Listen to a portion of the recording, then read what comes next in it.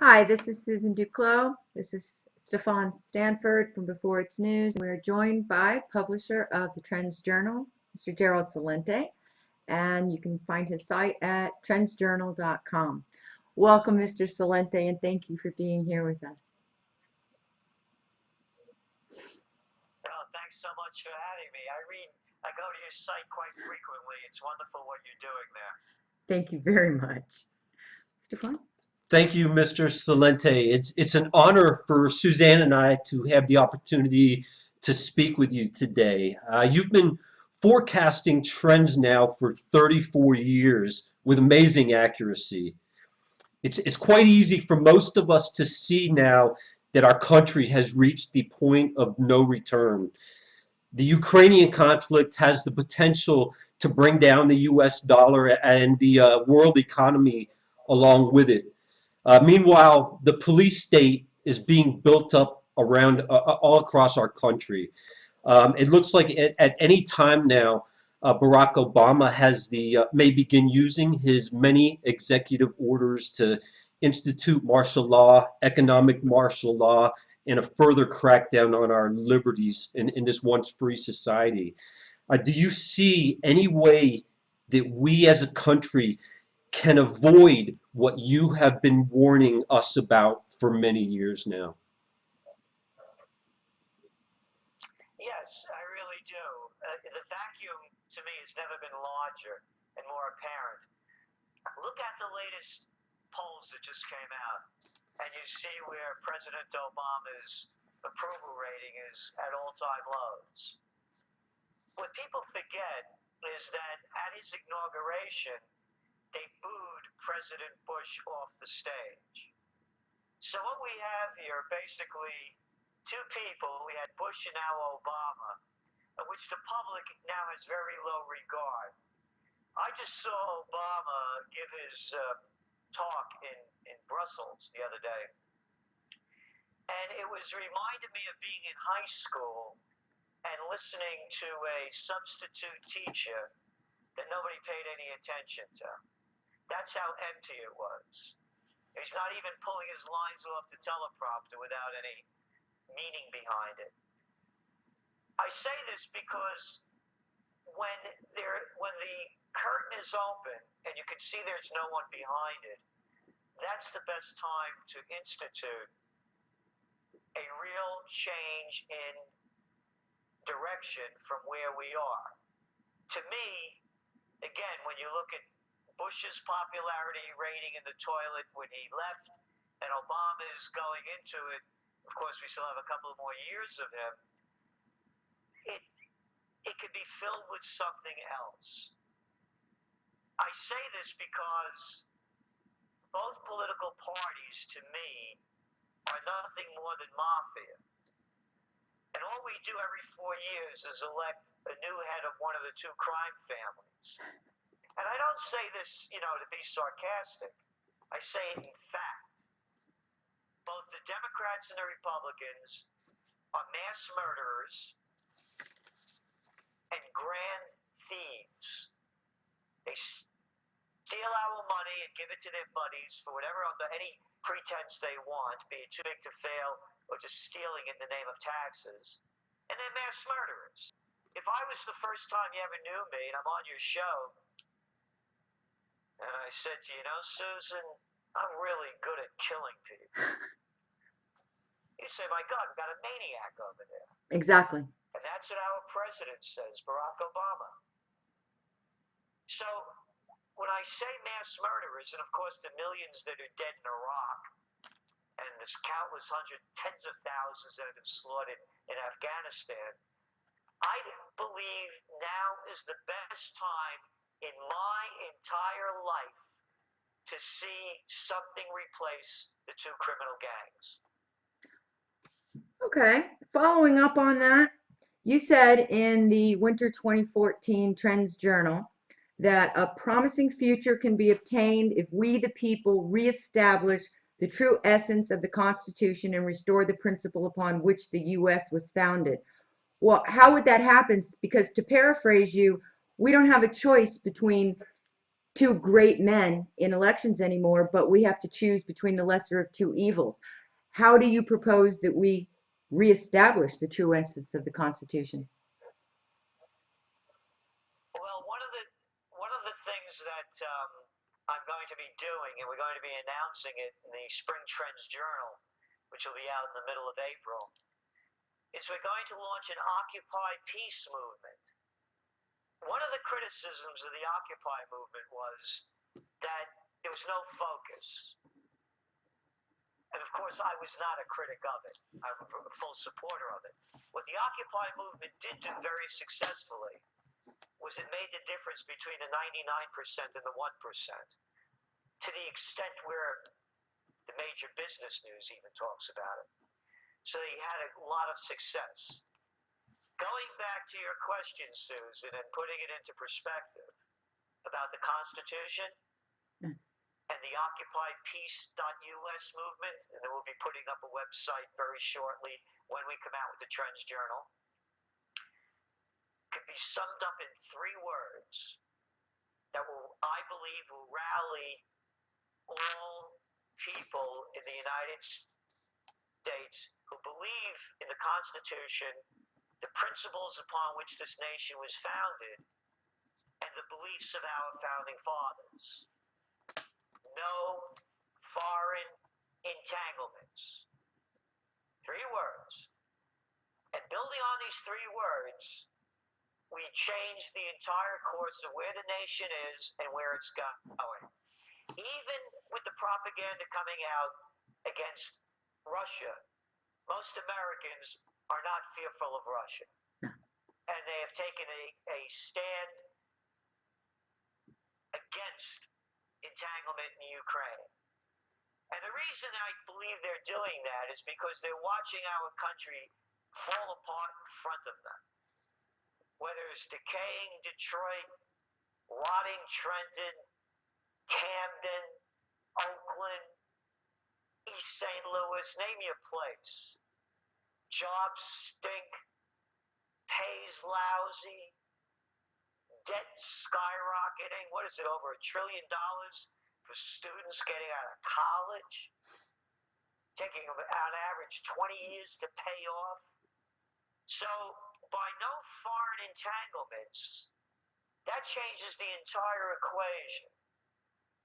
And this is how. When you look at the numbers that have been added up with the Iraq and Afghan war, it's coming out to about $6 trillion.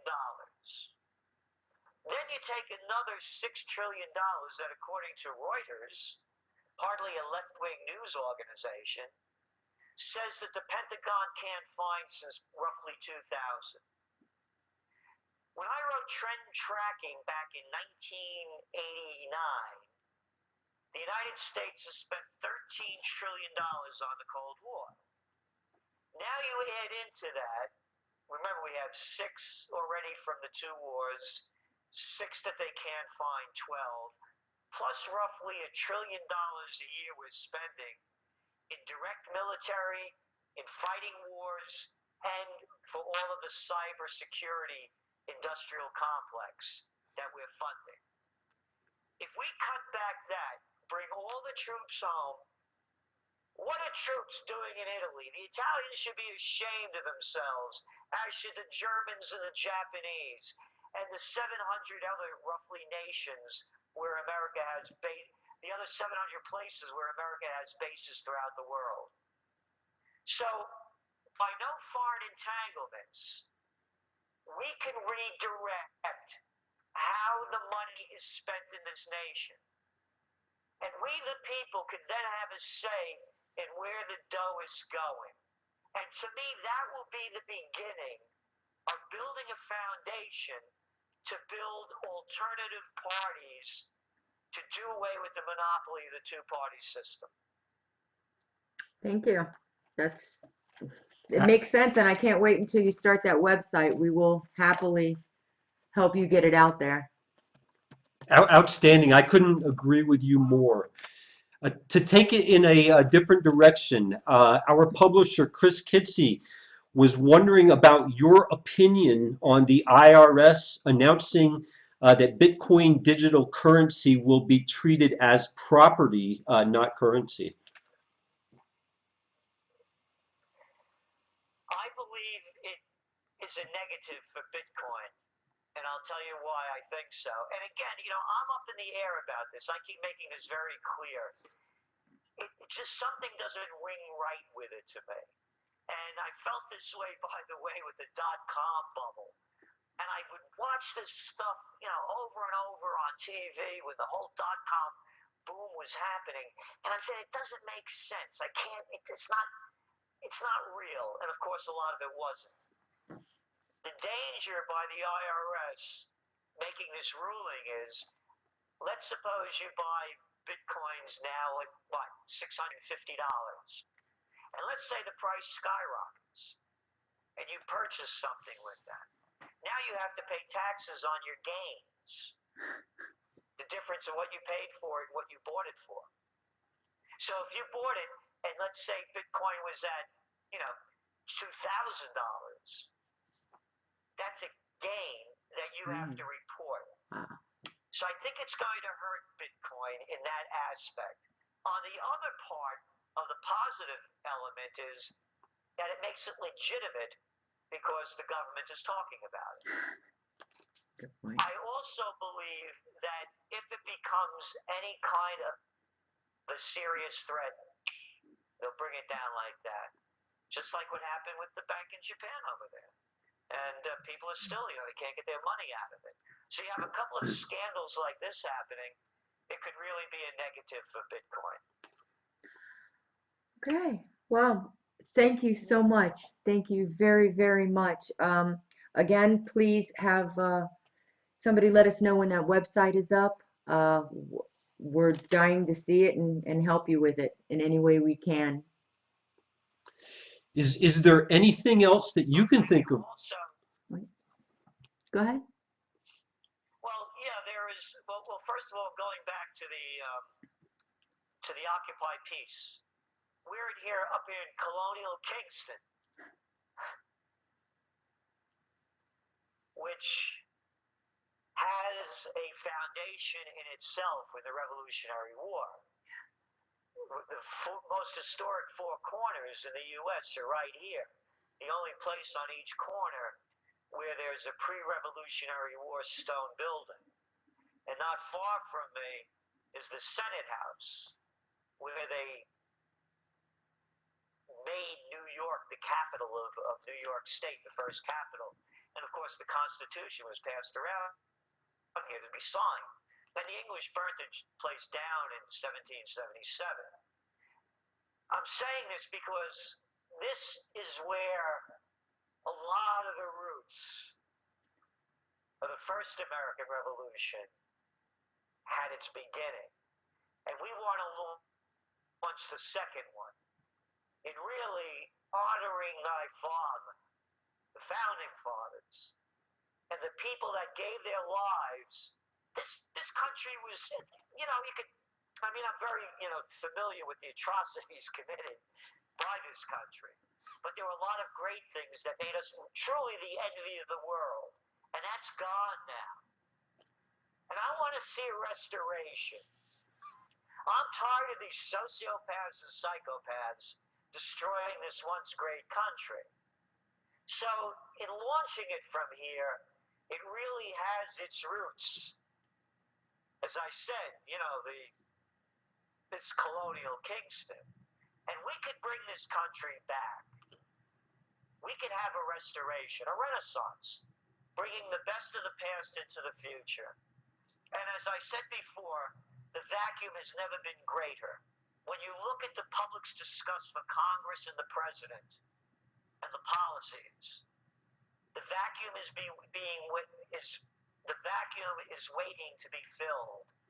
And it's up to us, each of us, to do what we can to fill it with something that replaces the horrors that they have created. So, I really want to emphasize that this is an everyone's movement. And if enough of us say no foreign entanglements, it really becomes clear. This I want to read. is from Jimmy Carter being just on March 25th in an interview on Al Jazeera. And they're asking him about, should we send military aid to Ukraine? And he said, we need to be very forceful now. He goes on to say, I don't think there has ever been a possibility that Putin wouldn't take over Crimea. This was a foregone conclusion, and nothing that the United States and Europe or anyone could have done would have prevented that. But Russia has always considered Crimea to be a part of it, and most of the Crimean people, as you probably know, agreed with that. They want to be part of Russia. But I think that needs to be stopped at this point. I don't think we need to equivocate about the prohibition against Putin moving military forces into other parts of eastern Ukraine. And here it goes. I had the same challenge to face when I was president. You remember Jimmy Carter, that nice little peanut farmer. During Christmas week of 1979, the Soviets moved a massive number of troops into Afghanistan, and they occupied Afghanistan. And I stopped them from going further. Oh, he did he? What, did he go over there himself? Well, not quite. So I did everything I could. I withdrew my ambassador from Moscow. I declared a grain embargo against them. I agreed with Congress and the American Olympic Committee not going to the Summer Olympics. And I began to give weapons, now catch the language, to freedom fighters in Afghanistan secretly. Freedom fighters in Afghanistan secretly. Who the hell are these people think they are to do this behind our back, steal our money, and you know who these lovely freedom fighters are? Well, they changed their name a little bit. They used to be called Mujahideen, but we'll call them Al-Qaeda now. And here's where it even gets more rotten, more disgusting, and more despicable. One sociopath and psychopath after another is leading our nation to destruction. In his own slimy little weaselly words, he says, and we used all Russian-made weapons so they cannot accuse us of doing it. Isn't that wonderful? That's why I want to have an Occupy Peace movement. Who the hell do these people think they are? That they're better than us. The Slimer, a little piece of crap. And here it is, comes out how many years later, and it doesn't even make the news. Hey, they can't find that airplane. Turn on CNN, that's the only crap you've been hearing now for 3 weeks. While this is going on. Well, that's going to make the news now.